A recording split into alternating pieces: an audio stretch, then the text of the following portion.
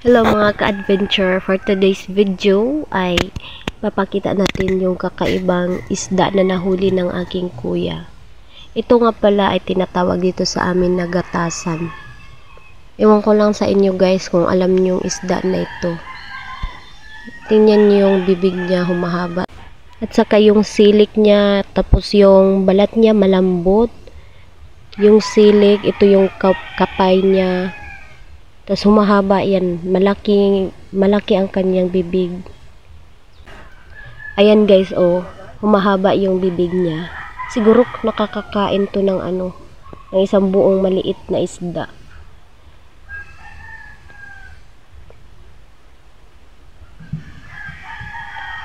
Tapos yung mata niya, malambot yung niya guys. Malambot yung skin niya o yung balat niya. Kung titingnan mo ito sa sa dagat, mukha lang siyang bato. Kasi kulay bato siya eh. Ayan o. May butas mukhang may ilong. Mukhang may ilong siya.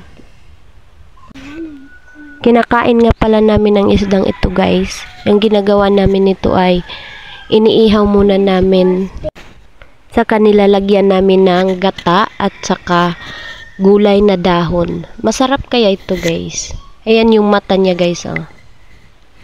Saka kung titingnan niyo mukha siyang may ilong. May butas. May dalawa rin kasi siyang butas.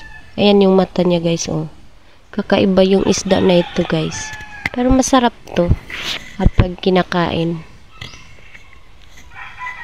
Yun nga lang, talagang maingat yung kuya ko sa pagkuha nito kasi makamandag daw ang isdang ito.